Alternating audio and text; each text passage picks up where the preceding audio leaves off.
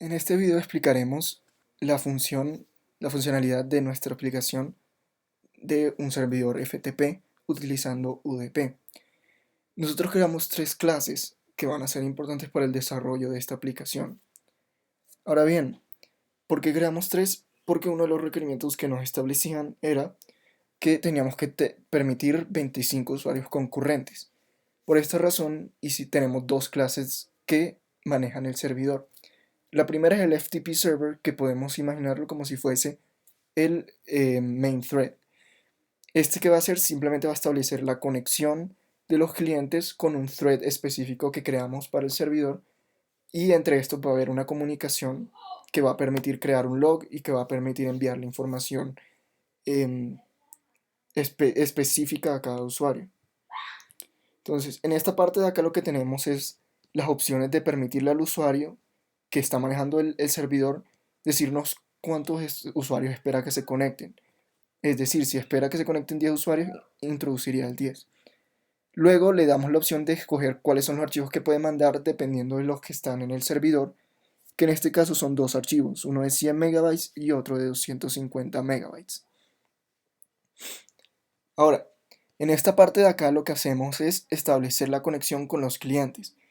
Entonces, ¿qué hacemos? Como los clientes cuando entran, este request de acá nosotros no sabemos todavía porque igual tenemos clientes que pueden decir que están listos antes de que entre otro cliente. Por lo que en esta parte de acá lo que hacemos es verificar qué fue lo que llegó. Es decir, si nos llega una Y, que es decir que el cliente está listo para recibir, simplemente lo sumamos a los clientes que están listos. Si no, significa que el cliente se acaba de conectar al servidor. Entonces lo que hacemos es simplemente crear un nuevo thread que vaya a atender a ese cliente en específico.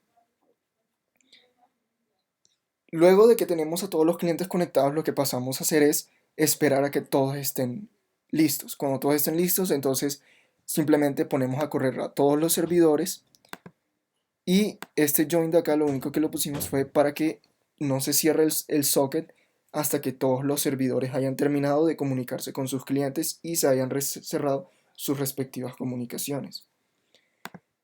Ahora, en el server thread lo que hace es todas las funcionalidades del servidor de FTP, es decir, transmitir el archivo, enviar la información al usuario sobre lo que va a recibir, calcular el hash e enviárselo al usuario, entre otras cosas. Esta parte de acá que vemos es la lectura del archivo. Entonces, ¿qué hacemos? Con base al archivo que estamos leyendo, pues igual tenemos que dividirlo en paquetes más pequeños, dado que eh, la red no va a permitir que mandemos algo tan grande de una. Entonces nosotros escogimos un número específico que fue 16.384, que es lo suficientemente grande como para enviar una buena cantidad de información, pero tampoco satura la red. Y esa división la hacemos acá. Y simplemente le mandamos todos los paquetes al cliente. Luego de esto, simplemente pasamos a hacer cálculos de cuántos paquetes se enviaron, calcular el tiempo de transmisión total, que lo que hacemos es calcular el tiempo que empezó y le pedimos al cliente que nos envíe cuando terminó de recibir los paquetes. Y finalmente, calculamos el hash del cliente. Cuando ya tenemos toda esta información, podemos pasar a hacer el log, que es esta parte de acá.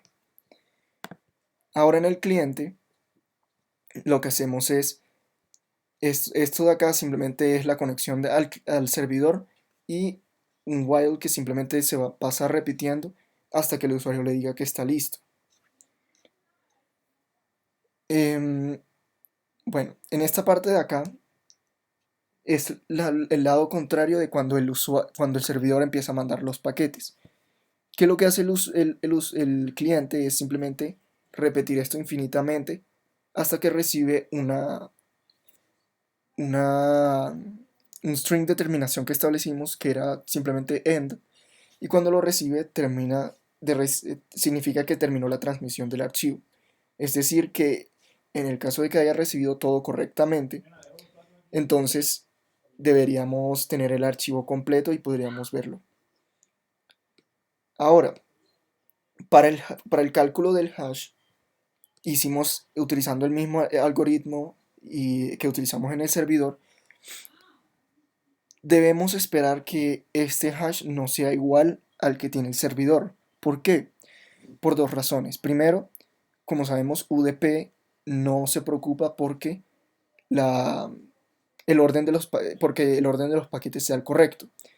Entonces, esto cuando el cliente vaya a calcular el hash, obviamente va a ser distinto al que tenía el servidor. Puede que sea igual, pero depende mucho de cuáles sean los caminos que hayan decidido tomar los paquetes y el orden en el que hayan llegado al usuario.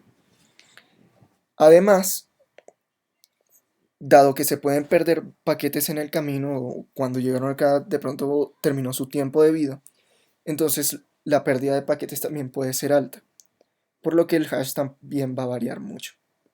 Entonces, si ponemos a correr el servidor, vemos que él nos va a preguntar cuántos usuarios esperamos que se conecten. Entonces, para efectos de la prueba, vamos a poner que esperamos que se conecten 3 usuarios. Y nos pregunta cuál es el archivo que vamos a enviar. Así que vamos a enviar el de 100 megabytes. Aquí podemos ver que lo que nos está haciendo el servidor es simplemente avisándonos cuántos clientes han conectado. Si acá le decimos a run a uno de los clientes, entonces nos va a preguntar que si estamos listos para recibir archivos. Le decimos que sí. Como podemos ver, no pasa nada porque todavía no están todos los clientes y tampoco están listos. Si vamos al servidor, vemos que se actualizó esta información y nos dice cuál fue, cuál fue el servidor que creó, le pusimos el ID 0 y con qué cliente se está comunicando. Como estamos haciendo todo localmente, la IP de ambos va a ser lo mismo, es decir, siempre va a ser el localhost. Lo que va a variar va a ser el puerto. Entonces, corramos a los demás clientes.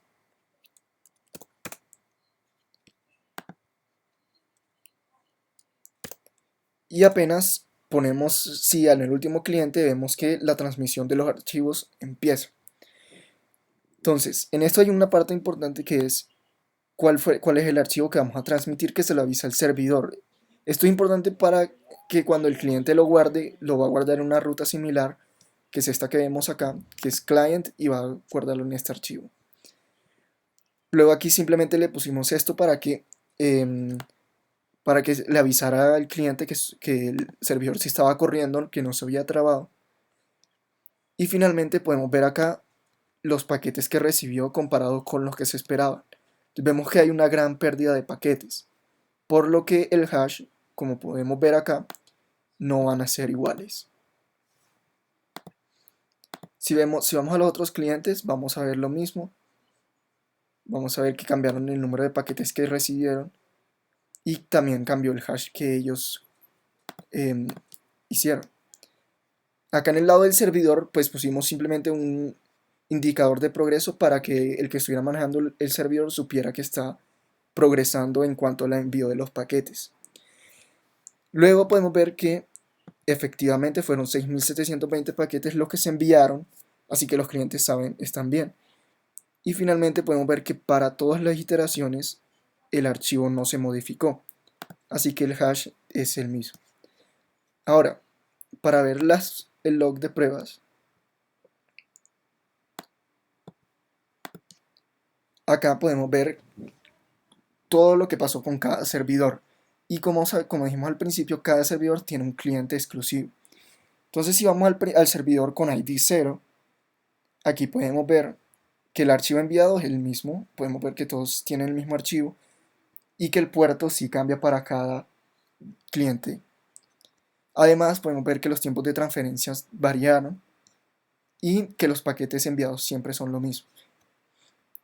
Además, también podemos ver que los paquetes recibidos por cada cliente varió, lo que indica que, pues digamos, de pronto los paquetes tuvieron una ruta diferente o algo. Entonces, o de pronto se perdieron por la velocidad del internet o algo parecido. Y por lo tanto, el hash que se envió no coincide con el que se calculó. Bueno, para el cumplimiento de los requerimientos 4.3 y 4.4 del laboratorio, que son la implementación del streaming, lo que hicimos fue lo siguiente. Entonces, como lo primero que pide es que un cliente tenga la capacidad de subir videos al servidor implementamos esto que se llama pues subir video, y lo que hace es que con el IP del puerto en los que el servidor está escuchando, se crea, o sea, teniendo esta información, se crea un socket para una conexión TCP que permite enviar el archivo. Entonces lo que se hace es tener ese socket, luego se escoge el archivo que se quiere mandar y se manda y luego se cierra la conexión. Eso es básicamente lo que hace esto. Luego tenemos el servidor, que es como la parte más sustancial de la entrega, que es el que permite el streaming. Entonces lo que hace primero es mantenerse escuchando el socket, o sea, tiene un socket para las conexiones TCP y eso se mantiene escuchándolo esperando que alguien se conecte a él y le envíe un video. Cuando se recibe una conexión, pues que se acaba de hacer cuando un cliente sube un video, este se va y crea un hilo de ejecución propio para ese video que acaba de recibir, y lo que hace es guardar la información del video recibido en un archivo, inicia una conexión UDP para el streaming con la ruta del video que se acaba de guardar y con un grupo de multicast. Este grupo de multicast lo que hace es que se crea acá y eso se define con ese método, y lo que se quiere definir es una pareja IP puerto única para cada uno de los hilos, o sea, para cada uno de los videos. Esto se hace basándonos en la definición de IPs y puertos siguiendo toda la teoría y documentación, y lo que este método hace básicamente es eso, asignar una pareja única de puerto e IP. Después de tener ese grupo y el grupo y el pad, acá pues se va a iniciar la conexión, que lo que hace es crear el socket para la conexión ODP, y luego si se va al stream, que lo que hace es que recibe ese socket que se acaba de crear y usando una librería también OpenCV ayuda a que se lea el archivo frame por frame, se haga un encode JPG y eso se envía mediante la IP multicast que se acabó de establecer, y así como que inicia el stream. Luego lo que se tiene es el cliente, y lo que básicamente hace el cliente es que pues crea un socket para recibir las conexiones y escucha infinitamente y recibe toda la información que se está mandando pues hacia él.